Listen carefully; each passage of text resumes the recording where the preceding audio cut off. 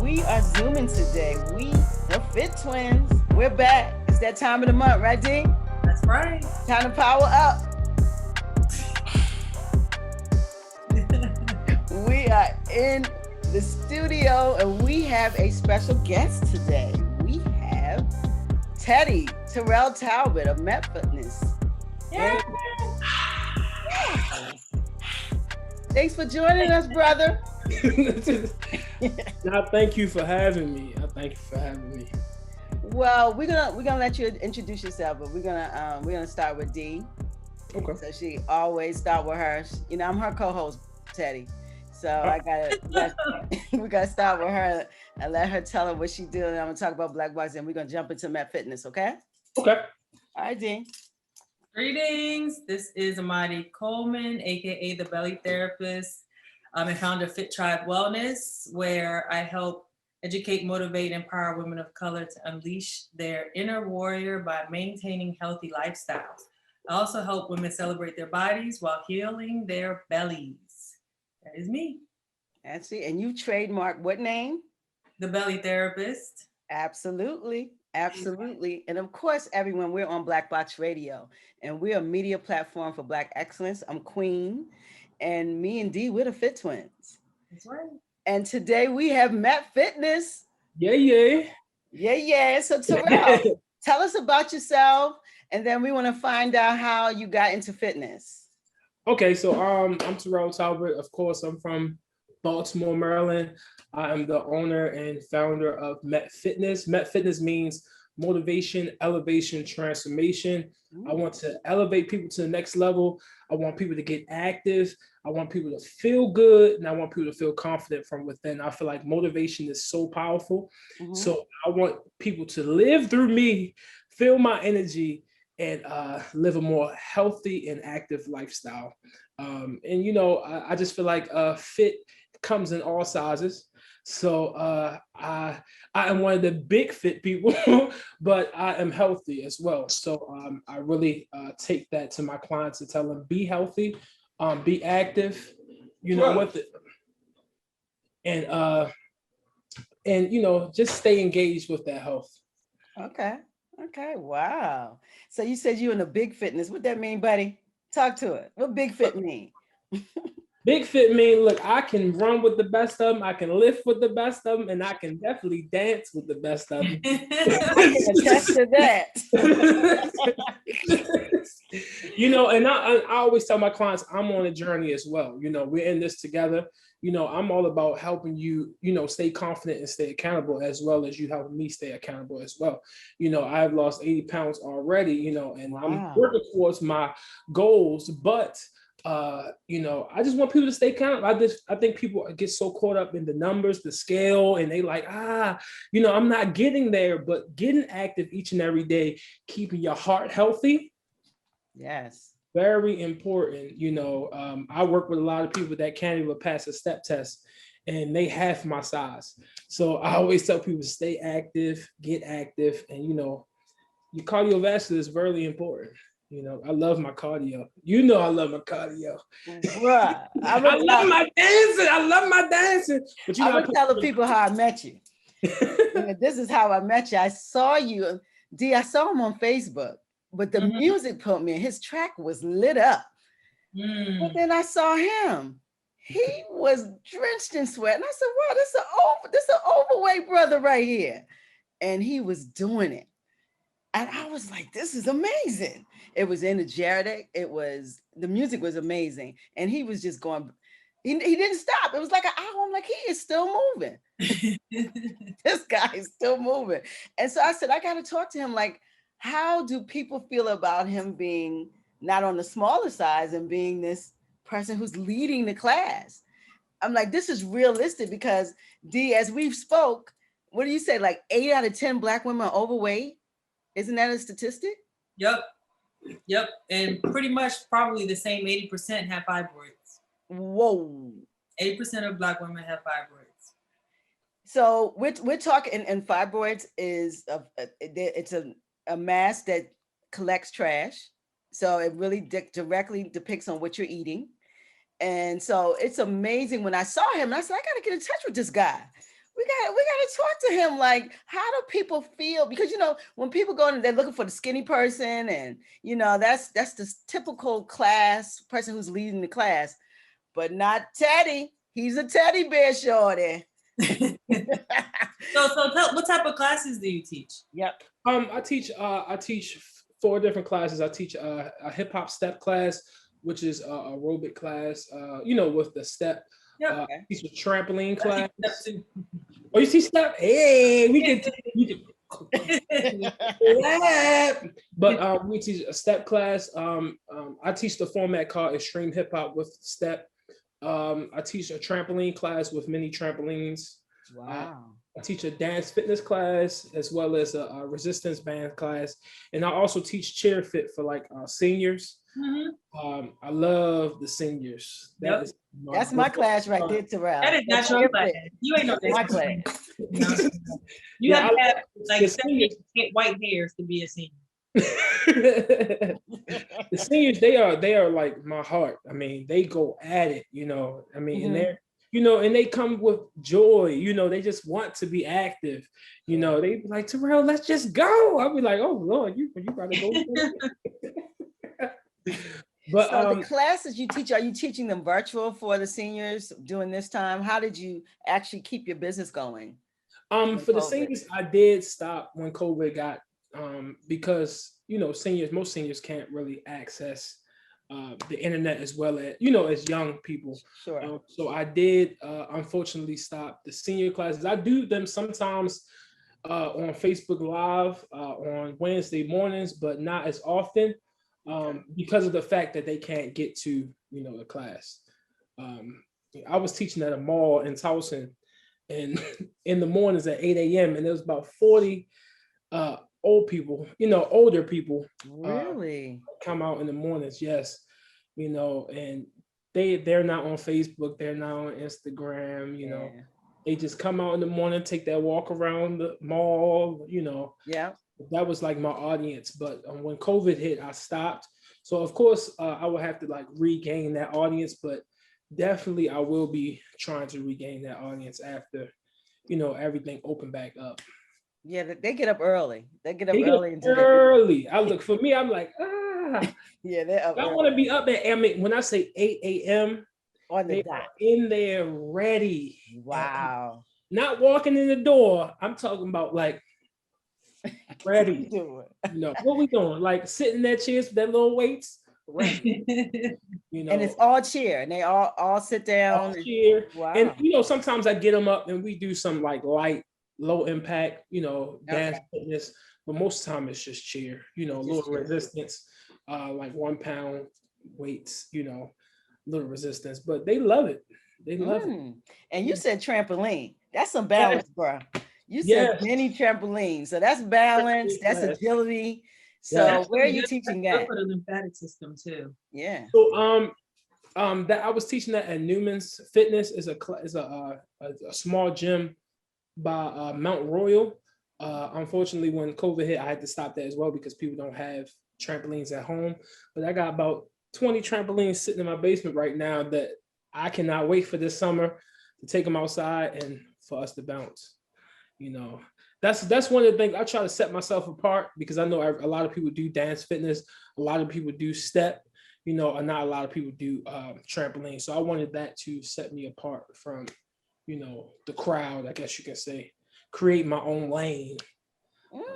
So D, why you say, but what did you say about the lymphatic system when it comes to? No, I was going to say jumping on a trampoline is excellent for the lymphatic system. So you know how the heart pumps blood, right? The lymphatic system doesn't have a pump. Yes. The lymphatic system gets pumped if you dry brush before you get in the shower or a tub.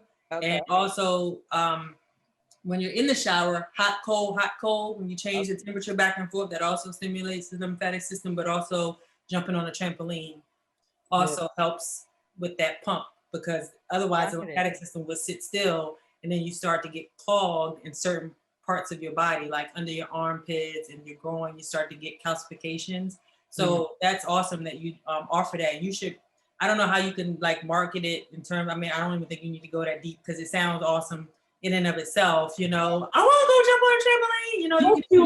Most people are more hesitant about taking that class, you know, because when they think of a trampoline, they think of like the big trampoline at the trampoline park. Hey, stick the word mini in front of it. Yeah, mini trampoline. And then if I say mini, they think of the little ones. Oh, you know, back in the 80s, you know, the little teeny ones. Oh, yeah. You know, these are 40-inch, you know, really nice size trampolines. You could also do like a mommy and me or a daddy and me class. So yes. you have, yep. And I mean, it's an excellent workout. You jump in for 45 minutes. Cause I don't. That class is only 45 minutes. Because letting you know, 45 minutes will be enough on the trampoline. But you will be sweating, and then you get off, and you feel like, oh my God, it didn't work out. But the next day,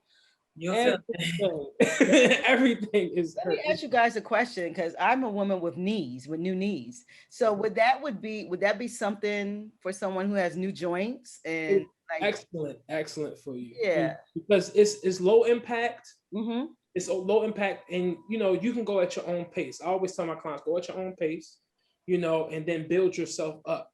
I feel like older people can do that class, younger people, kids, because it's very low impact on your knees. It's not going to give you that pounding like running or treadmill or, you know, doing high impact workouts like squats and different things. The trampoline will give you, you know, enough work in those knees and, you know, lubrication, you know, getting low. Bounce. It's like a bounce to the joint. It's a bounce. Got it. And then as you get, you know, more into it, it gets more and more intense. But, you know, my beginner class, I'm just basically getting everybody acclimated to the trampoline. You know, I think I want to try that. And then, you know, the music is going to be fire. You know, my music is fire. Fire. The tracks are fire. I got it. I can't work out with no blowing music. I gotta have my good music. You know, I have to have good music with me. So yeah. I love that. Let me ask you a question. So when people come in and they see you, and you're not the six-pack guy. Yeah, can I tell you my story about that? Tell me the story, bro. Tell me the story. So how I got into fitness, it was around 2015, and I just wasn't feeling confident. I've always been a confident big guy, always, but I just wasn't feeling confident. I wasn't, you know, fitting my clothes how I wanted to. I was very, you know, low at that point in my life, and I joined a gym called Fitness Optimist, and I was doing boot camps, and you know, I started loving fitness. I mean, when I say I fell in love with fitness, I was just like, this is what I need, because people don't understand that fitness and mental health coincides. Like, you need to get active. When you low and you depressed, when you work out, I'm letting you know that you're going to feel so much better. It's like a weight that's been lifted off your shoulders. So I did that for like a year.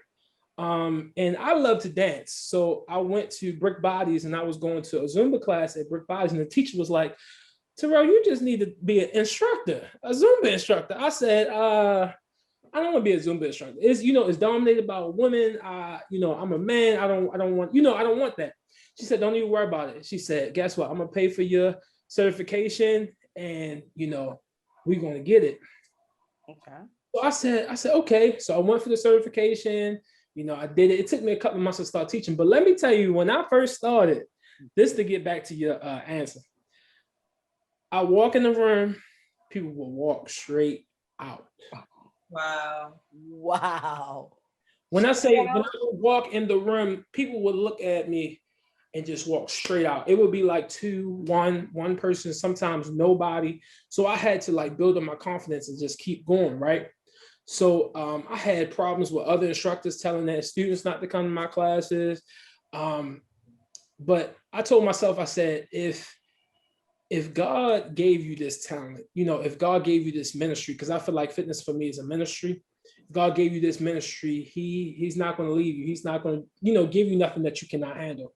So I went to the drawing board. I drew everything up. I had a whole routine. You know, the music, I revamped my music. I revamped my routines. And it was one Friday, the instructor, she didn't show up. So they asked me to sub. So when I walked in, everybody was walking straight out. So my confidence, I was ready. I said, I said, oh, y'all, I said, if you feel like I'm not going to give you a good workout, stay. Okay.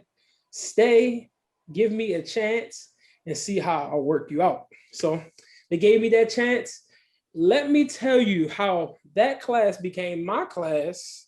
Mondays became my class, and I grew my class from 5 people to 100 people at LA Fitness, just because of word of mouth. People was just like, "You have to try this big boy class. He have to give you a workout."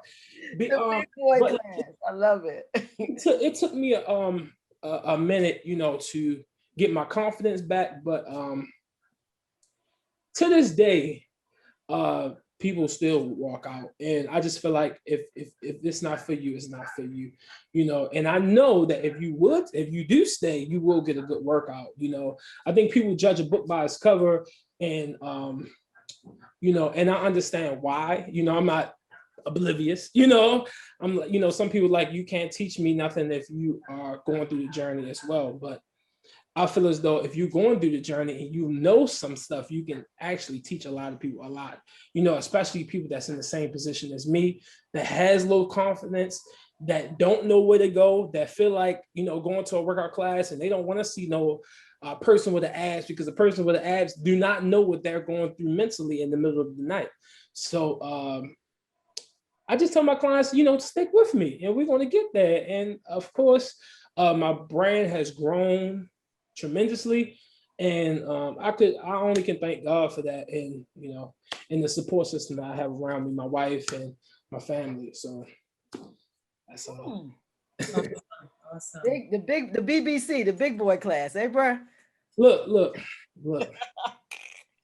And you know, and it's crazy, you know, because when I first started, people didn't look at me, you know, as a threat, but it's like now I know Ms. Coleman can say, like, the fitness industry is very competitive, you know. At first they was just like, oh, okay, but now they like, right. I'm like, oh, look, I'm really not competitive, because I feel like it's a lane for everybody. It's enough people out here for everyone to eat. There's enough people for everyone to eat, you know. If we all work together, we will make even more money. Some people don't want to do that. It is enough people for everyone to eat. You know, I am not for everyone. People don't want a high impact, positive workout. They might want something harder, you know. So that's, you know, that's how the cookie crumbles, you know. I mean, but you hit on something extremely important. You hit it right on the nail, that the fitness industry is extremely competitive. And a lot of it, I think, comes from the people who feel like you were saying, who feel like a hope, like basically they feel threatened. I feel like they're coming from a place of scarcity. Like, you know, like this world is huge, wide, and vast. And it's true. Like, you can't be everything to everybody. Right. I've been in the industry for 10 years and I tried doing that. And guess what? It is exhausting, and it slowed down my progress. And it just made me frustrated. And I who am I serving? Anybody? I'm tired. And so once I finally laser sharp focused on exactly who I wanted, I actually became more successful. You know what I mean? I was able to carry out my mission much more easily because I knew who I was talking to and the people, you know what I mean? And I'm still growing. It's not like I have arrived or anything like that, but it's true. It's like everybody has a lane. And once you find your lane, it's actually, you actually aren't a threat, because I don't know too many brothers that are, or anybody actually, that are doing trampolines. You know what I'm saying? So that's his lane. I know you do other things, but it's like, you're not a competitor of mine. You know what I mean? And I focus on I do a lot of things, but I really focus on a specific part of the body for a specific type of woman. You know what I'm saying? So it's like, like you said, if we work together, like I'll fix this woman's belly and I'll send her over to the trampoline. Look, and we gonna be right. She gonna be right. And she gonna be right. Yes. Right. That's what I'm talking about.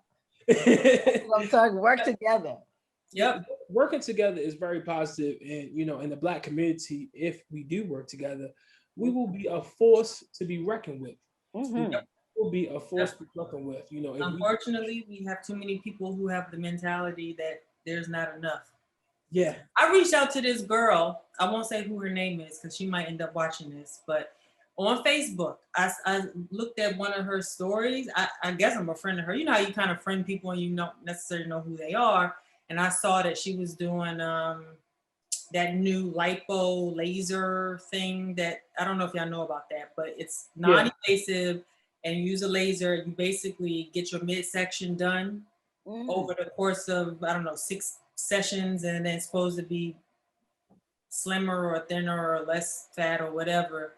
And I'm like, you know what? That could complement what I do, or I could complement what she does. I wasn't really looking like to take anything from her. I was actually looking to add, like maybe she can, you know, take a piece of what I, you know, what I get, you know, and take that, and, you know, we can swap clients and help women, because a lot of times that won't work if they have separation, abdominal separation. So I close the separation and then they go on to her. And so I was like, that's a good idea. We could complement each other. So I inboxed her and I was like, what are you doing? Because that was the first time I saw her. So she explained it. She's like, here, you can book some sessions. And I said, oh, no. I just, you know, I was thinking we could actually collaborate. Here's what I do. This is what I'm doing. Silence. Nothing. And she, like, I know she got the message because we got the little check mark or whatever that thing is. I was like, okay, no problem. At least she responded to you.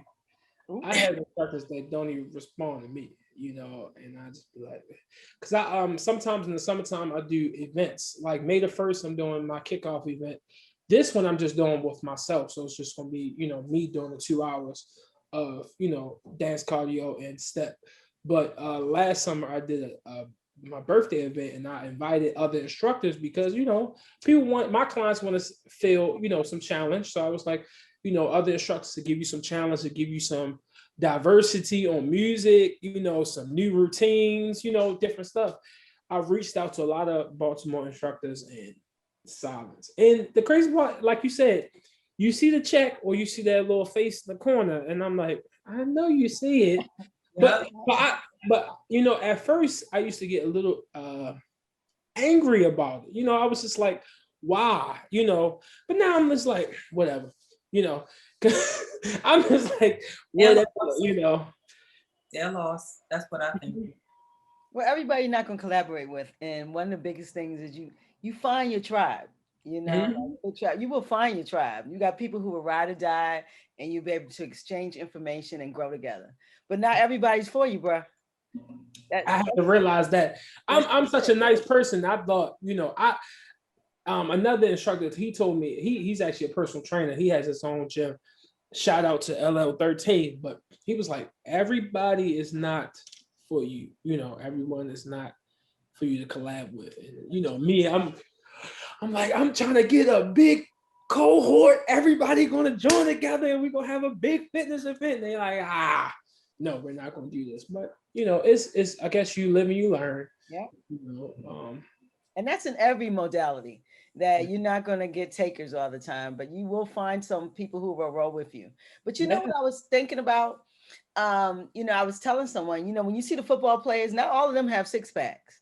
You know, you got some big guys, their stomach are hanging over. They're huge guys. They eat a lot, I'm sure. And they are they're pushing men around the field for 4 hours. You know, and they're doing a lot of movement. They got to do a lot of planting. They have to be in some type of game shape. You can't just come off the table and do the work that they're, especially in the NFL.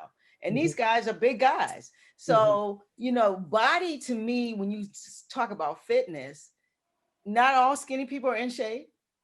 At all. And not all fat people are in shape or out of shape. Right. And so I think that we look at fitness with, it's very, very shallow to a point, because it's how you look and how you appear. And even some of the instructors, other instructors have more stamina, and, you know, they're more creative, and they might look good and everything matches, but they might not work you out. You know, you go to the big boy class and you come out there moist and dripping. Moist. You come out there moist. So you know, I'm saying that to say is you got to definitely feel what's for you, and really look at the situation, and not just go in and be like, well, their shoes don't match, or they're not small enough, or I don't see 6-pack, because that might not be the going thing. What do y'all think about that? I think society pushes that agenda. Okay. You know, I think society pushes the agenda of you small, you're fit, you're big, you're unfit, you know. And I'm not pushing the big card either. I'm not pushing the big card. I'm not gonna tell my client it's okay to be big. No, it's not. You know, longevity, get in shape. You know what I'm saying? But do it at your pace, you know, because some people have mental problems, eating disorders, certain things that they need to go to counseling for that they don't even realize they need to go to counseling for. Because I realize as a big person, I have a food problem. I eat when I'm happy, I eat when I'm sad, I eat when, you know what I'm saying? It's a problem that you need to tackle from the mental. You know, like you can work out all the time. You can try all these diets. And what I tell you, every diet works if you stick with it. But you can't go on one diet one week and then go to another diet. You know what I'm saying? It's like all over the place. And society pushes the agenda of you're small, you're in shape, you're big, you're out of shape. And you know, that's what happens. You know, when people look at people from the outside, they just judge a book by its cover. I get that. I get that. I get that. D, what do you think about that when this narrative that you have to be small or, you know, if you're big, you're out of shape? Is that something that hinders? Because, you know, when sometimes when you're out of shape, you don't want to go to a class and everybody can do something or everyone looks a certain way. And you big, you know, I've been there. So what do you think about that? I agree. I mean, I think it's a societal thing. And just speaking from a place of where, you know, where I focus with women in particular, you know, we're supposed to have non-saggy breasts. We're supposed to not have stretch marks. We're supposed to, you know, not, you know, fart. We're supposed to be like this robotic, perfect thing after having a baby, you know? And so that's why 22-year-olds are getting plastic surgery. It's like, you know, so definitely a societal thing. There's a lot of unrealistic expectations that we have, not even just of ourselves, but of other people, which leads to your point that, you know, you're under this false assumption that, you know, just because my BMI is 25 doesn't mean, yeah, I'm not obese, but I'm still not strong. I'm not in shape necessarily. And just because you might have a BMI that says you're, you know, medically overweight doesn't necessarily mean you're out of shape. You know what I mean? Like you might be overweight, but you don't have high blood pressure, you don't have hypertension, you don't have diabetes, you don't have any of these issues. Yeah. But someone that's 12 years old, you know, they might have diabetes. You know, we have 12-year-olds that are getting diabetes now. So yeah, society, but also the fitness industry is a very lucrative field. It's a very lucrative industry as a whole, billions and billions and billions of dollars. And that's just in this country. And they profit off of us believing that. So many different ways, from products to supplements to teas to, you know, you got to do this exercise, you got to have this latest gadget or you ain't nothing, and you got to do it this way, you got to take this class, and you got to, yeah. So I mean, I think a lot of it is all based on you know, insecurities, scarcity, fear, all of these, you know, emotions and states of mind that, I mean, we're most certainly, you know, have the right to have, but I don't think it serves us or anyone around us. So well, I know it's about that money. It's definitely about that money. It's definitely about that money. It's about that dollar. We know that. That's for sure. Yeah, like you said, you know, I've gone, you know, to Lake Montebello, I have a client, I train there, and, you know, I'll see someone well coordinated and she looks or he looks in shape, but it's really just a fashion show. They're not really out there to sweat. They're not gonna sweat in their new workout clothes. Are you crazy? You know, like, but you know, I might come along and be mismatched, but I can run 5 miles just like that. Might not look like it, but I can. You know what I mean? So it's, you know, I mean, we didn't ask you all of that. See, that's You see how she throw it out there? She threw it out there. She just throw it out there. That's the problem with her. No, but I really can't. Just 5, you know, just 5. No, I can't really run 5 miles right now. That was just an example. No.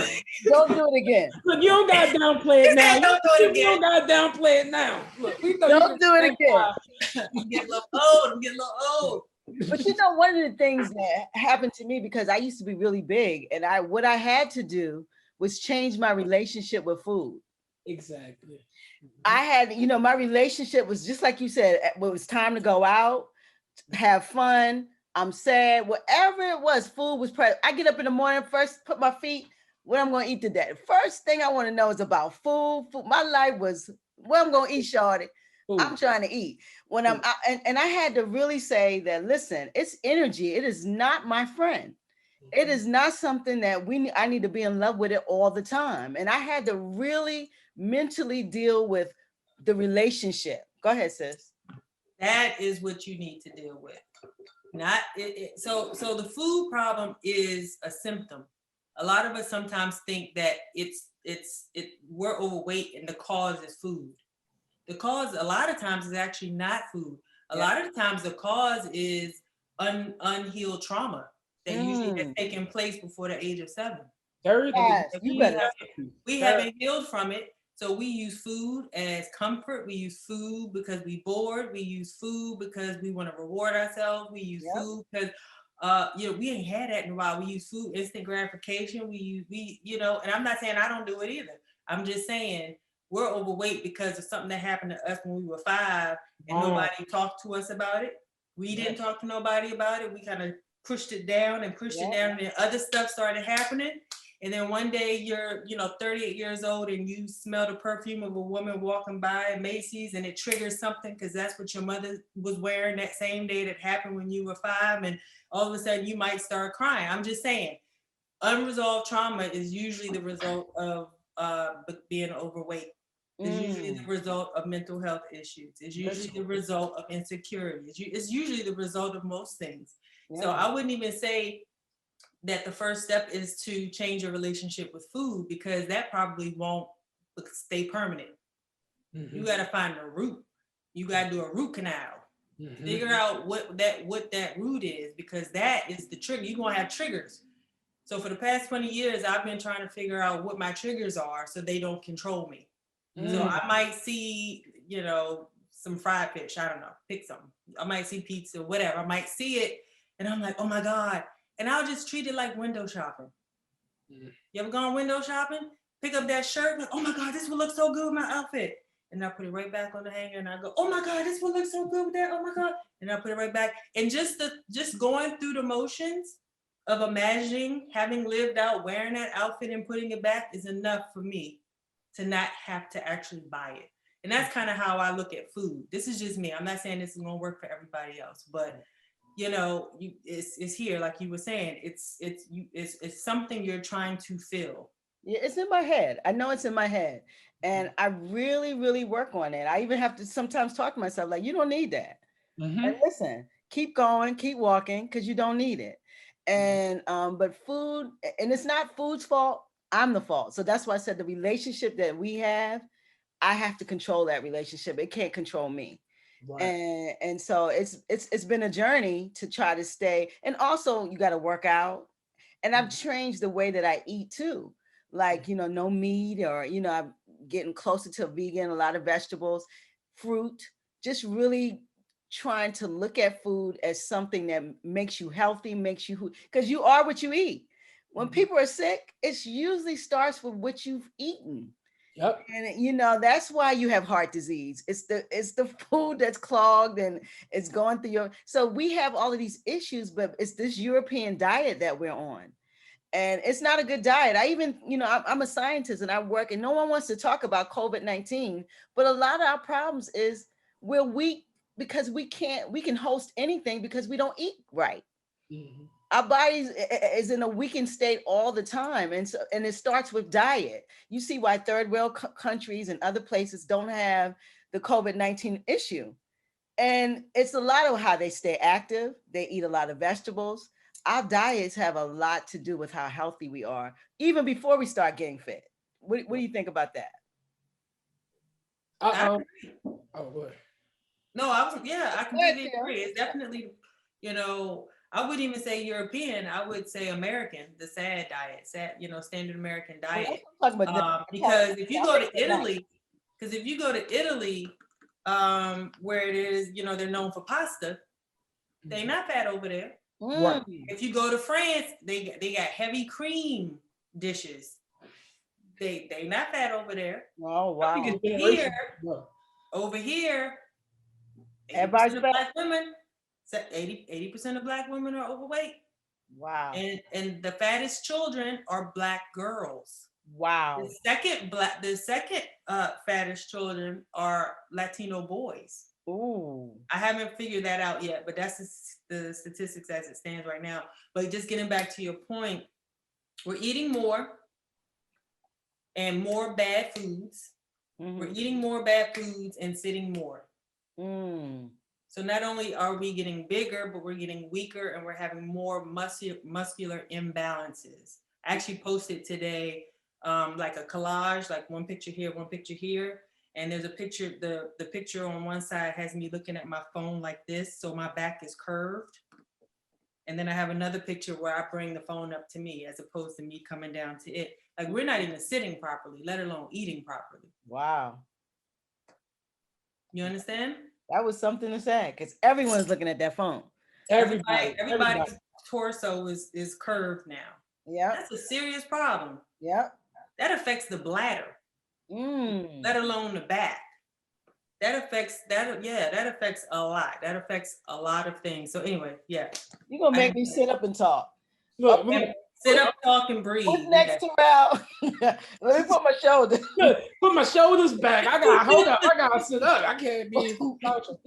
But I agree. I definitely agree. And to me, I think it's generational as well, because we're taught different things and we just keep passing it on from generation to generation to generation. Yeah. And I feel like, because some people are like, oh, well, I'm skinny, and my sisters and brothers, they are big, maybe your metabolism may be faster than them, but I also think it's generational, because what I eat is what my parents eat. What they eat is what their parents used to eat, and you have to break out of this, it's just like a generational curse, and America has these generational curses because we just keep passing on bad habits, just like different things that we deal with, racism and different things. They are generational curses. They are passed on from generation to generation. You are taught certain things, like you said, Dr. Coleman. Is it Dr. Coleman? No. D. Coleman. Look, I'm speaking things into existence. Yeah, she's a doctor. I'm speaking things to existence. You would think so, all the research I'd have done, and anyway, go ahead, I'm listening. But like you said, it's you think about things that happened when you was 5, 4, when you were young, and you're still caught in that web of what happened back then, and you can't get out of it, because it's just like I love this analogy of the African elephant. So the African elephant grew up with a chain. I don't know if you heard this before, with a chain on its ankle. Every day the owner would, put the chain on the elephant, and the elephant would walk as far as the chain would let him go. After a while, the elephant got so big that the chain wasn't even on its ankle anymore, but the elephant will only walk as far as that ankle bracelet will let him walk, even though the chain is not there anymore. It's a conditioning. Wow. It's a conditioning. It's something that we can't break out of. And sometimes, like look, Dr. Coleman said, you have to break out of them generational curses and find help. I don't feel like Black men, because I'm speaking for Black men, we don't find as much help as we should. We don't go to therapists. We don't go to doctors. We don't go to dentists. We don't find the help that we need to find. And I think that's the reason why we're in the predicaments that we are. That's why we are killing each other. That's why we are obese. Certain things, we are so bundled up. It's so much hatred and negative energy within us that we don't even know how to control it. So some of us eat, some of us use violence, so it's a like I said, generational curse that needs to be broke, and I am breaking it for my generation, you know, for my family.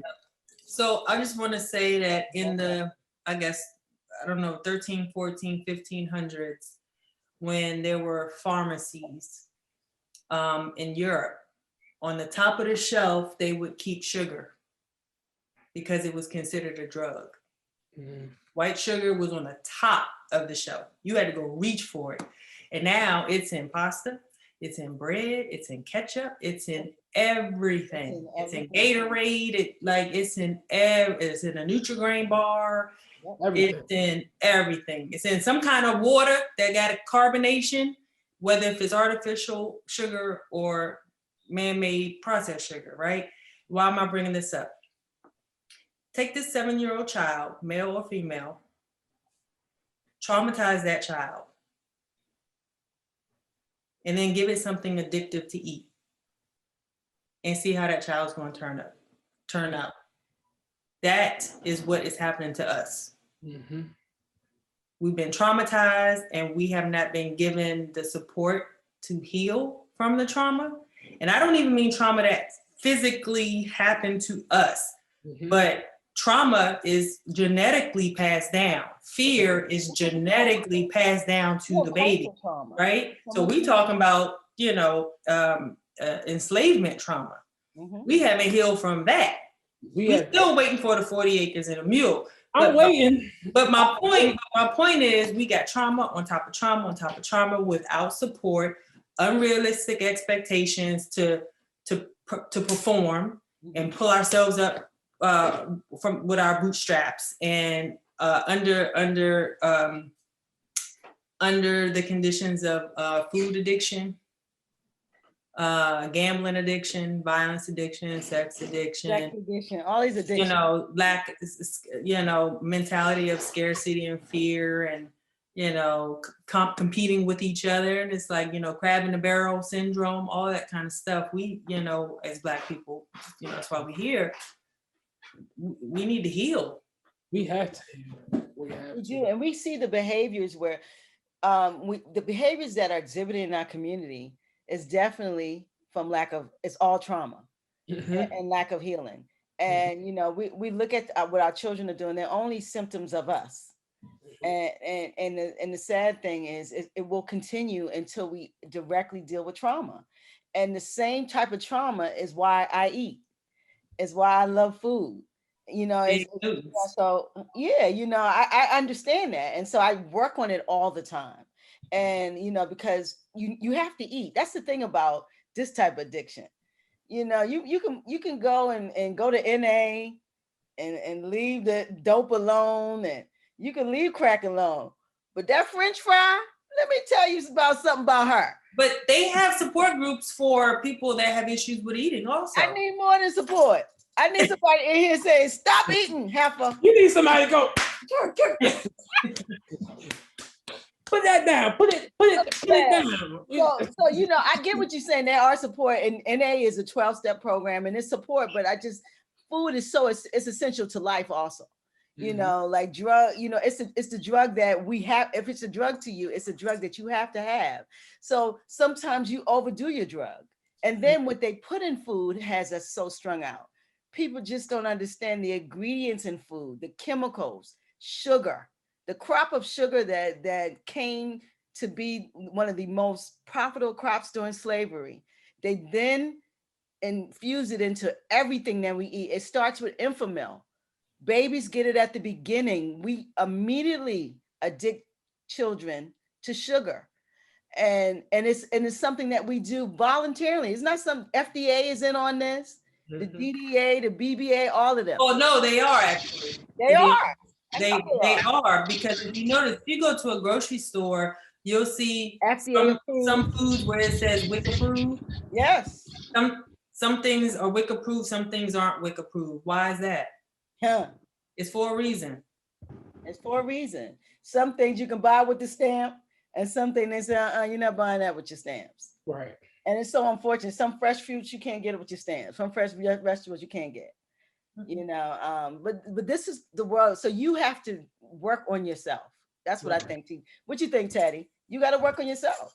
Yeah, you have to work on yourself. Work on that mental. Work on your. And I always say, people always say willpower. I'm saying you need your why power. What is your why for what you are doing? Because willpower will not get you there. You need a why power that's going to be. This is why I need to get to where I need to get to. This is why, because I am dying slowly. And guess what? Sometimes that why, that reason isn't strong enough because they ain't doing it. Yeah. And I think some people got to dig deeper. You know, they have to find. Right. People don't even know that they have an issue. You know. Yeah. Until it's too late. You know, people do not know. I'm starting to think differently about that. I used to think that, but I mean, technology is everywhere. I mean, you know, it's like there is so much information. There is as much misinformation, and I feel like even if you don't know none of that stuff, you know you don't feel good. You ain't got to read no book. You don't got to. You're right. Look in the mirror to see that. You ain't even got to look in the mirror. You can just get up, sit on the bed, look at your swollen ankles. Look. I'm just saying. But I did want to say about the food.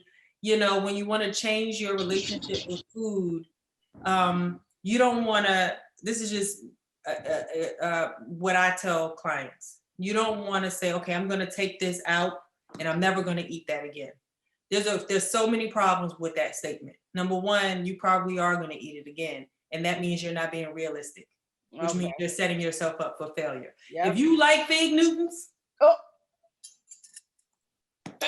if you like fig Newtons, and she said something to you, then you like fig Newtons. However, I keep bringing up the fig Newtons. Sorry. If you like, you know. You're right, but I like me some sweets. I get it. Right. So if you like these certain type of sweets, what you can say is, you know, you want to be realistic. You know, I it once a week, or maybe once a week, and or I'm going to replace this with something else. You can't take, you know, you don't want to take a tooth out and leave the hole. That's true. You need to fill the hole with something healthier. If that means it's going to be, you know, fresh fruit, do fresh fruit. If that means it's going to be, I don't know. I can't give an example. Well, you know, this month, let me tell you what I did, because you know I'm the fig Newton girl, the graham cracker with the dark chocolate around. You know, I've been telling. Oh, you ain't telling me that part, but go ahead. Oh, that was. Look, you say, look, she added that. That's the new one, bro. She still needs to added that. She threw that in there. I told her about it. She forgot about it. I told her last week. But listen, so I now this month navel oranges are out, and it's so sweet. So I've been cutting them and eating the navel orange, and it's like eating a candy bar. I mean, they're sweet, they're good, they're juicy. It's like when they hit my tongue and I eat that navel orange, I cut them in 4s. And so right now I got 2 of them cut up. So I got 8 pieces waiting for me. As soon as it's over, I'm gonna go hit them up. But you know, I try to change whatever fruit is in season, like the pear is in season in the cold. I love pears. So, you know, I just tried strawberries, but you know, strawberries are better when you put that sugar on them. Unfortunately, it is. I'm being honest. No sugar, eat the green top. I don't eat the damn strawberry because I'm gonna cut them up and put some sugar on them. If you're gonna put sugar on them, you might as well eat the green tops. We're gonna put equal. Equal. I think that's so. I don't know how artificial. Look, you're gonna make me quit you. What you say, Teddy? You guys try some honey. Try honey on the strawberries. Okay, I hear you, sis. She said honey. Okay, honey. We're gonna try that. Look. But I don't eat any strawberries because I know I want my sugar. I'm clear. Well, maybe you should eat riper strawberries. Maybe yeah. Sweetest. Yeah. Maybe. I think strawberries. The one with the little white stuff on top.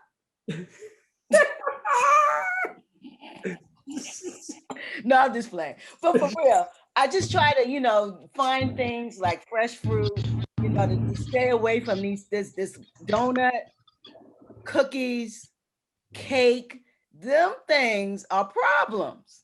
And when you go to Walmart, guess who's at the door? The damn cookies. The damn cake. Serious about I'm telling you, you look to your right, you see fruit, but when you walk in the door, they got a thing of cookies, cake. That's a whole scheme. It's not right. It's so unfair. And you got to walk past there to go to an orange. I'm like, you know what? Guess what? You go around Even when you stand in the line, you stand in the line at Walmart or the market, they wear you out. the snacks. That's for the impulsive shopper. Yeah. And why you think the lines are so long? So they give you longer time periods to look on the other side. And when you hungry, you pick up stuff. You know, let me ask you something. What about legumes, nuts? Are nuts good for you know, like fat? What about nuts? They're good, but in moderation, because they do have fat. They're fattening, but they are good for you in moderation. In moderation. Okay. Yeah. I would also say, yeah, they're definitely good for you. You want to make sure that you're chewing them as much as possible. Some recommend 100 chews per mouth serving. I'm like, I ain't got time for all that, but that's better. But that's better for your digestive system. But you don't want to overdo it also, because it can kind of mess up the lining of your esophagus, because of if you're not chewing them properly, the edges. You know what I'm saying? Because fats are not digested. The digestion process of nuts do not start in the mouth. Even if you've chewed it in the saliva, you know what I'm saying? Only carbohydrates start the digestive process in the mouth. So they're going to go down pretty much whole if you're not chewing it properly, because they don't digest. They digest in the stomach. Got it. 100 chews. Yeah. Yeah. No, you know, just look for things, because we got to give the people some different. We say don't eat this, but you got to give them some options. You know, what are the options to this? That's tough. Because a lot of people are like, oh, if I eat healthy, it's more money. You know, because I can go to McDonald's and get a double cheeseburger for $2. And if I go get a salad, I gotta get a salad for $10. I'm like, look, no. You want your life to be 10 more years, or do you want your life to be 2? Not only that, but it's actually, to me, it's actually healthy. It's actually cheaper to eat healthier. Yep. That's my experience. Well, how you do that? Because I eat my Whole Foods is my spot. And see, look, you shopping. You shopping expensive. I rarely shop at Whole Foods. Yeah, that's why I said she's shopping expensive. They work me out. I'm telling you. I mean, I eat a lot. I mean, I eat at Mom's. I go to Mom's. I go to Whole Foods. I go Aldi. So you want to try to support local mom and pop shops that do sell produce. And there are a lot of mom and pop shops. There are Caribbean shops, Indian shops, Korean shops. There's some Black shops, I'm assuming, I don't know. But you want to try to support the local economy first. We're talking about Baltimore, so you want to try to support them first. Mm-hmm. And of course, you know, like I sound like kind of how you are, Queen, where you got to get this here, get this here, get this here. And I'm kind of like that too. There's a place called Sunfresh on Ricerstown Road. I think they're Russian or something like that. Sunfresh. Okay. So I do juice fast. I actually bought a really expensive juicer. It came today. So I'm going to do a juice fast. And I go to a place like Sunfresh and I say, can I talk to your manager? And the manager comes out and I say, okay, well, I want to do a juice fast and I don't want to pay your prices off of the shelf. I say, I want to get a box of apples, a box of cucumbers, a box of whatever. How much can I pay for that? So he'll bring out a huge 25-pound box of apples and I pay $8. I pay maybe $20 for all these cucumbers. I might pay $15 for all these bananas. I'm not juicing bananas. I'm just saying. Like, if you go and talk to the manager, you can get deals. And I know that might sound like a lot of food for someone that might be just, you know, a household of 2 or a household of 3 or just one person. But you can, like, you know, go half and half with another household, you know, community, you know. Juicing takes a lot of it. It will get rid of that quickly, though. Well, yeah, I mean, yeah, I know that. But I'm just saying, you know, like if you don't want to juice, but you still want the produce. Sure. That's a cheaper way to go, wholesale. Absolutely. And you know, I'm out here in the community. They give out a lot of produce boxes. Right? Boxes, yeah, that's what I was going to say. Exactly. I was just going to say the same thing. Everybody is giving away produce boxes because I give them away. So produces are being handed to people, you know, and the only thing you have to do, is add whatever you want to it. But the produce boxes are very healthy because they have vegetables and fruit in them. They do. They do. They actually have rhubarb, some that people don't even know what to cook, how to cook it. You know, you got to go look it up on YouTube. But definitely the produce box. But understand that's the USDA during the pandemic, and at some point that will end. You need to have options to make it to build your body. You know, because I think it's food, fitness, and mindset. What you guys think when it comes to this body thing? Same thing, food, fitness, mindset. Okay. Mindset being the biggest, because I mean, you can have the food, I mean, you can have the fitness, but if you don't have the mindset to do it, it's not gonna get done. I'm just speaking from experience, from my experience. Okay. Exercising always was there, healthy food was always there, but my mindset wasn't ready. Yeah, that's true.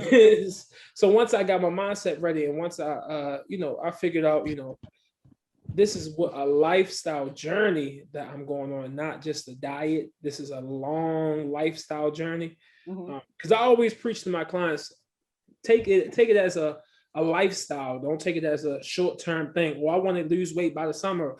Or I want to lose weight in 2 weeks to get into this dress. Or I want to take it as a whole lifestyle. Change things slowly. Change them, so you can feel better. And I always ask, I said a month or two, I said, how do you feel now? Oh, I feel so much better. Exactly. You're going to get into that dress, I'm trying to tell you, but I want you to feel better from within. I always preach about confidence and self-esteem, because as a big guy, I always suffered with low self-esteem and low confidence in myself. And I preach to big people because a lot of big people don't have the high self-esteem and high, acknowledge about themselves. So I'm like, speak over yourself, work on yourself, and create a lifestyle that you love. Every fitness class is not for you. Find something that you really enjoy. You might like swimming, you might like step, you might like trampoline, you might like walking around Lake Montebello, but find whatever suits you.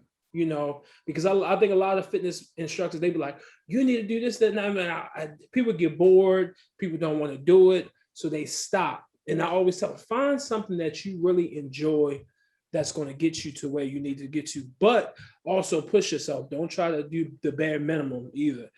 Push yourself, get a little moist, and and have fun. I always preach about having fun because fitness, some people look at fitness as being like, I have to do this, I have to do that. But look at this. Look, I'm about to get beat up. I'm about to get beat up today. I'm about to enjoy this beat up. I'm about to enjoy this sweat session. I'm about to enjoy this workout. And I'm going to come out feeling better than before. Because like I said, you having a bad day and you go do a workout, you go for a swim, you go for a yoga session, you go for a bike ride or even a walk, you feel so much better, because, just taking that time for yourself as well. Mental health is very, very important. So that's my take on it. I love that. Go ahead, I agree with all of that. I would add one thing, and that would be breath. If we can. You always got to breathe. Breathe. Oh my God. I always say this at the end of my class. I always be like, breathe in, breathe out, because people hold all that stuff in, people hold it in, and you'd be surprised. Sometimes in the end of my class, people are in tears because they are holding so much in, they're not giving themselves enough time to breathe. People don't want to try yoga because they I don't want to try yoga. It's not for me. But I'm trying to tell you, you take that time to breathe, get, meditate a little bit, oh my God, you feel so much better. I always tell my class, breathe in, breathe out. How do you breathe in and breathe out? Because I was taught something. So show me how you breathe in and breathe out, bro. So when I breathe, when you're a baby, instead of breathe, when you breathe in, fill up your belly. When you breathe in, When you So breathe out, in, your belly goes out, right? yes, yes. People do it the other way, and I just learned that from D. And I'm in the bed at night teaching myself how to breathe because I'm an infant now. Yeah, when you become an adult, you forget how to breathe. You forget you forget how to breathe. And I always say, take your time, fill up your belly. Wow. Yep. And I even tell people, because some people take it easy. Don't just blow it out. When you exhale, just a little bit at a time. Just a little bit at a time. A little bit at a time. Oh my God, it makes you feel so much better. Let somebody get on your nerves at work, and you go in the bathroom and you say, that's gonna stop you from plucking somebody or snatching somebody's wig off. I mean, I'm like, not that wig. You said the wig. But look, this, and you said something like the young man had a bad day and went and killed those people. Listen, breathe, bro. What you breathe? That's a whole nother conversation. That was a whole nother. That's mental health. Like, brother, what? These bad, is this what a bad day is? So breathing is important. You're right. I love the breath part. So I got a fun fact here. Okay. I'm reading a book. It's called Breathing, the new science of a lost art. I read yesterday, it blew my mind. I had to read it again. I read it 3 times. The tissue inside your nostrils is called erectile tissue. Come on, mentor. Come on, mentor. Did you say erectile, like erectile? It is comprised of the same tissue as our nipples and our genitals. Well, stop it. And if you get like a sexual urge, there will be a blood flow and potentially like your nose will have an erection. So you're telling me Rudolph? I ain't lying. I read it 3 times. Wait a minute. The red-nosed reindeer. No, you might not. He was out here having a good time. No. And they done talking to me about some Christmas, and Rudolph really is erectile. You always taking it somewhere. He took too much of something. I can't believe that. Really? Yeah. It's amazing how that's why I like you, Dr. D. Dr. D. Yeah, Dr. D, you gonna be like my mentor. I'm adopt you. You gonna adopt me as your mentee. You know, there's a lot more. There's a lot more. I need all these books you reading. You know, I need to read more. Look, I got tons of books. I got like 5. I got 7 on my nightstand by themselves. Wow. Yeah. I'm a big reader too, Tita. You got to read. I haven't watched TV in 6 years, so it's about books. It's about fullness. You got to read. You got to really read, and so many different things. Go ahead. That's right there. What she just said is how you stay ahead of anybody else. Even if somebody coming for you, I'm gonna do trampoline too. No problem. Because you done moved on to something else. Not even moved on, but you have added on. Let me rephrase that. You have added on. I don't have very many competitors because I keep growing. Now, somebody asked me a really important question like 2 years ago. Why would somebody come to you? They weren't trying to be mean, but they were like, well, why would somebody come to you for personal training? Like, what makes you stand out? I could not answer the question. I was like, well, if they know me, they know I'm good. Look, they know you good. Look, but most people don't know me. Yeah. So that don't mean nothing, right?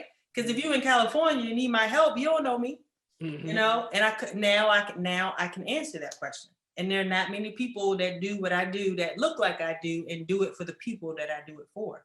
You better say that again. There's not many people. I have no idea what I just said. That is all spirit. I love it. It's not many people that do what I do, look like what I do what I do. I'm about to pass the office basket on that one. That one was a lot of do. That's the jewel of the night. Do what I do that I do. I'm glad you recorded it because I speak straight. Yeah, I'm gonna snip that out. That's a big snip right there. And definitely when Terrell said what'd you say, the why? Oh wow. Yep. Love that. So Teddy, you need to keep educating yourself. I think you're doing great things. Yeah. I think you're an inspiration.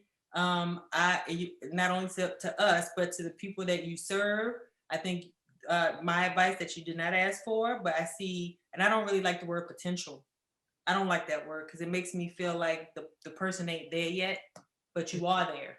Mm-hmm. You know what I'm saying? For someone to recognize something special, it's already there. You might not reach the goal that you want yet, but that don't mean you ain't there yet. It's just waiting to unfold. You see what I'm saying? When you change your mindset, you know what I'm saying? So you want to can constantly educate yourself. If you see this pattern from the people you serve, it's like all these people not at the same time, but you have this person coming to you about, I don't know, their knee issue, and this person coming to you about their knee issue, and this person coming to you. Need to figure out how to solve that problem. Mm. You need to pay attention to what they need, not what you want to give them. That can be a difference. It can be the same thing, but I used to pay attention to what I want to give them. Right. And you're going to burn yourself out. Okay. What do they want? What is over? And that's how I became the belly therapist. Everybody kept coming to me for their midsection. Mm-hmm. So I took an entire year and I studied the core. I took 20 online classes. I read research, scientific journals. I watched What You Shouldn't Do, which I did like literally for 365 days. That's all I did. That's all I did. That's all I did. And now I've grown my business because I'm an expert in that one thing. Right. That a lot of women need help with. So pay attention to what your people need and fill that need. Okay. And that's going to require maybe, reading or taking a course or, so that you can grow and stay ahead and stand out. That's the jewel moment, guys. I hope you're listening. Dr. D is laying it. I am listening, Doctor. Look, I told you she's my mentor. I already look. Yeah, that's the jewel moment, is that in life you have to continue to educate yourself. It is a path of continuous education. And if you don't take that seriously, you will be left behind. Yes. That is across the board. And I take it seriously. And everyone should. So that is a jewel moment you just said, is continue to, and what you did say more than anything is listen to the people around you. Yes. And fulfill their need, not what you think they need, but what they need. Yep. I love that. And the other thing is men tend, and I might get shot down for this, but I think it's true. I think men sometimes find it easier to think outside the box than some women. And you might need to think outside the box, which you probably already are doing, to solve those needs. So you might be looking for something that already exists, but you need to create it. Okay. It might not exist yet. It might be that they're waiting for you to create it. So keep that in mind also. Nobody ever told me that. And if they had told me that, I would have worked harder to think outside the box, because I'm looking at what's already done and how I can use that and bring it over here. And it just, it might be that, M.E.T hasn't created it yet. Mm. Well, I'm glad y'all met. Look. So just keep that in mind. I love it. I'm glad y'all met. That is excellent. So let me ask you another question, Teddy. So are you still trying to lose weight? What is like your goal for you? Yes, I'm still trying to lose weight. I actually, my ultimate goal, I want to walk across the NPC stage. I really want to be What's that, buddy? It's a bodybuilding stage. Oh, okay. Yeah, I want to transform my body. Not for anyone else, but for myself. It's a personal goal for me. Just like I said, it's a mental goal. It's going to be hard for me to get there, but it's going to be so worth it once I get there. And I'm in the process now of getting a coach, and so that's my ultimate goal within the next 2 to 3 years is to I want to roll with that goal with you. We want to catalog some of that. That's amazing. Look, Ted. Look, yeah, let's catalog some of that. My personal journey is Ted to Shred. That's what I started. I saw that on your shirt. Yeah, it's Ted to Shred. That was my personal journey, because I'm going from Teddy to the Shred, to fat to fit, whatever you want to call it. But it was Ted to Shred. Then I went from Ted to Shred to my big brand, which is M.E.T Fitness, for my classes and different things. But my personal journey is Ted to Shred. So, and that's going to be documented. I already been documented on YouTube. I have made videos and didn't put them up yet because, I'm just like, I feel like you start and then don't finish, or, I don't want to get jinxed. If that make any sense. I want, mindset. Exactly. So I want to do it for me, not for anyone else. I want to do it for me. Can I ask you, do you mind if I ask on camera, where did you start? Like what weight and where are you thinking you're gonna go, or where do you want to go? Oh, I was 370 when I started. 370. Almost 400 pounds, buddy? Yeah. Wow, you was a sugar lump. Now you're a teddy bear. My ultimate goal is like 220, 225. Not really like 180 or nothing. I don't want to be too. I like being thick. I love being thick. I love having meat on my bones. But wait till you get there. But look, if I want. Wow, 370. Yeah, you come a long way, baby. Yeah. And it feels so good. It feels so good. Yep. Legs feel good, knees feel better, everything. But I was 370, but I was never like diabetic or anything like that. I just felt internally that it was going down that route, it was going down that lane that of no end. And I'm like, I need to fix it now, I need to start this lifestyle now before it's too late, And it's been gradual. I go a little bit, come back a little bit, go a little bit, come back a little bit, but it's a lifestyle. I love that. I love that, man. And the first thing is to realize that you need change. I know from seeing you move, you was a nimble 370. Because I see you. You guys see him move. Dr. Fit, you guys see him move. Dr. Coleman, you guys look. We're gonna collab. Look, I already. Yeah, of course. That's coming. Yeah, it's coming. That's coming for sure. So I know you guys gonna do something together. I've been watching TV like, is that Teddy? We speaking news, WJZ. We speaking Dr. D and Teddy. What's going on? But that's a beautiful thing. That's why we do this. We love these type of connections. We love this type of thing, and we love to give people information. And your information is information that's relative sometimes, because we really kind of focus on women. And so you brought a whole, and remember I told D, I'm going to do a power move. I'm going to bring a guy in here. I was like, all right. Don't get me wrong. I love men. I'm married to one. I love y'all. I understand, I know y'all got that woman power. But I thought it was, when I saw him, I said, that's something even for bigger women who can see someone, something they can aspire to, and we all, sometimes we need to see our inspiration, and to hear that he was 370, that means you can do it. Anyone can do it. Yes. And you don't have to, the doctor don't have to say you about to lose a leg from diabetes, or you're about to blow your heart out if you don't stop eating. You can stop and start a whole new lifestyle and feel better.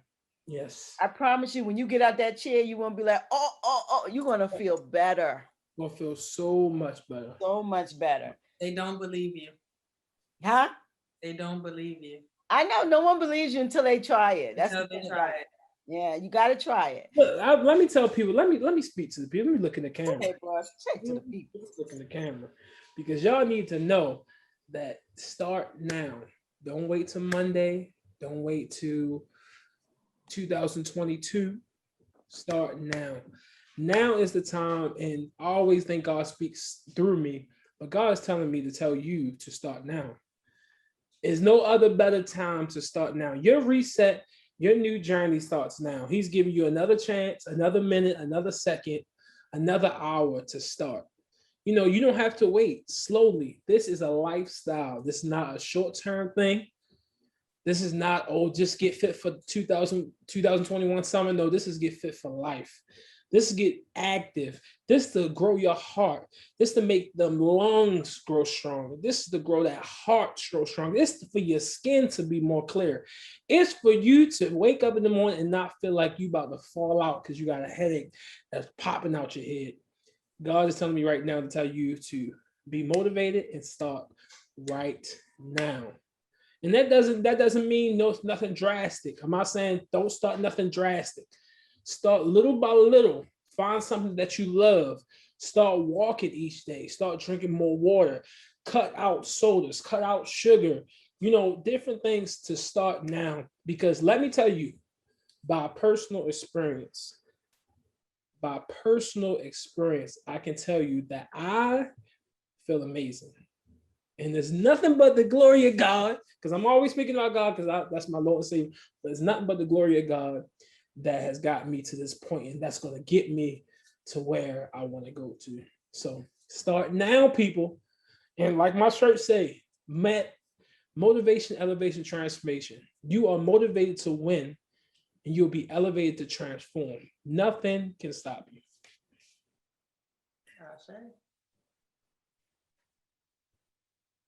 Well said, Pastor Matt. Look. We got Pastor Matt and we got Dr. Fit. That's well said, though. Well said. Because, you know, a lot of people say, well, I'm going to do it on Monday. No, do it tonight. Oh. Change now. I got friends like that. You know, they always make it. I'm gonna Let me get to the weekend. I'm going to eat it up this weekend. I'm going to go here. And then on Monday, I'm going to start. You know, but you got to start now. Start now. You know, it doesn't hurt. It doesn't hurt. And I thought it hurt before too. That's why I'll be telling people, there's nothing that you're going through that I haven't been through. You know, in the middle of the night, I'll be wanting bags of chips too. Woo. Go back to sleep. I'm telling you, I go downstairs and peek. When you should see me. And you know what's so amazing, Brother Teddy? I'm home by myself and I'm sneaking downstairs. I'm sneaking downstairs and peeking at the food. Yeah, I don't want the ghost to see me. That's how this thing is. But listen, I so enjoyed you guys. I want both of you guys to give a last will and testament about fitness. You know, I'm just rolling with the fit crew. So but I want a last will and testament for you guys, something that the people can. Your start now was a lot, but you need to. I know you got more, Pastor. So I want you guys to give me that jewel moment, that, you know, that last will and testament. D, you're gonna go first because you always bringing it. That jewel. Well, since we talked a lot about food, and you both expressed, you know, that you have or are changing your relationship with food, I'll say something to that. And that is, there is a difference between hunger and an empty stomach. And you keep that in mind. Okay? Are you really hungry or is your stomach empty? There's a difference. No matter how subtle you think that difference is. That's it. Straight to the point. Straight to the point. Pastor Matt? Pastor offering baskets. Pass the offering baskets. Pass the offering basket. Cash app now, bro. Cash app now. PayPal, Cash App. PayPal. They're gonna be saying that in church. You got nothing less than $20. Nothing less than ATM. I'm telling you. But my last will and testament is to find your why. You know, dig deeper than you know, the surface. Dig deeper than, I just want to lose weight to feel better. Dig deep. And I just want to finish with this quote that I end with every single one of my classes. I always end with this quote, and I want to, you know, just say it for you guys as well. But it's a quote that really resonates within me, and is really like an affirmation, for a daily affirmation that I say each and every day. So it simply says, "The sun is shining in my corner. Blessings are overflowing just for me. Nothing or no one can stop me because I am a winner and I can do everything and all things that I set my mind to. I won't stop. I won't quit. This is my season. So find your why, people. It's your boy Terrell. Awesome. Awesome, brother. Awesome. Listen, T. Talbot, Teddy, I knew you would be a great fit for us. You know, I knew you would, and I really appreciate you. I really appreciate what you brought to this interview. And it wasn't even an interview. This is a conversation. This is a love talk. This is love talk. Definitely. Yeah, this is a connection, and that's what we do as Black people. We connect. And so I appreciate you taking the time and coming through and sharing your testimony and the things that you're doing out here with your trampolines and your step. You know, I love it. Big boy class. Love it all. Big boy class. I love that. Look, I'm at the BBC. Big boy class. Come to the big boy class. And you know, after a while, you're going to have to rename it, you know? Yep. Yeah, that it's big boy class now, but it's going to be six-pack man class next. So, you know, it will change, but we really appreciate you. I appreciate you, and I'm so glad you came through. Yeah. Do you want to say anything? No, I definitely appreciate your time and your words of encouragement and motivation, inspiration to the viewers. Just keep going. Keep going. Don't stop. Only look back to learn lessons that were failures and use that to propel yourself forward. Just keep going. I love it. I hope this summer we can get out there and do some outside classes with you guys. Yeah. You to bring that if you guys can, you come out May the 1st, you know. Yeah, you guys send me the info. Let me check that out. Send me that info. I'm gonna have vendors there and, you know, a live DJ. So, you know. Okay. Awesome. Where is it? It's gonna be at Edmondson Westside Tennis Court. Okay. Westside High School. A lot of room. Mm-hmm. What's up? All right, so we're gonna step out of here. Black Boxes, we've had Terrell Talbert from M.E.T Fitness, and we've enjoyed you on 3/23/21. You got to come back and see us. I will. Give us an update. All right, okay. Terrell, and I will get with you. Okay. And I'm gonna pass along Dr. D. I know you want those digits. Yeah, please. That's my mentor now. I got it. Dr. Coleman. I like the sound of that. I'm changing. She's Dr. Fit now. Yeah. That's she's my mentor too, brother. So I know how it feels when you meet. Look. When you spitting out, and you know, when you spitting out good stuff like that, you know, I always look for good mentors anyway. But you know, you guys are phenomenal. You know, I look up to you. You know, don't stop either. Don't quit. Stop. Keep going. I'm just starting. Black Box is about to blow up. They're just gonna be on TV. Absolutely. And listen, TV. I need you guys to vote. Go vote for Black Box Radio at collectivity.com. All right, Okay. Brother Terrell, vote for us tonight. Yeah, I'm gonna vote again because I already voted once. I'm gonna vote again. Love it. So I'm gonna definitely connect with you very soon. We're gonna talk. And okay. I'm gonna send over D's information so you guys can. I want you guys to connect. I know it's gonna be a good connection. Okay. All right, brother. Awesome. Yeah. Please stay on. Peace out, Teddy. See ya. Peace.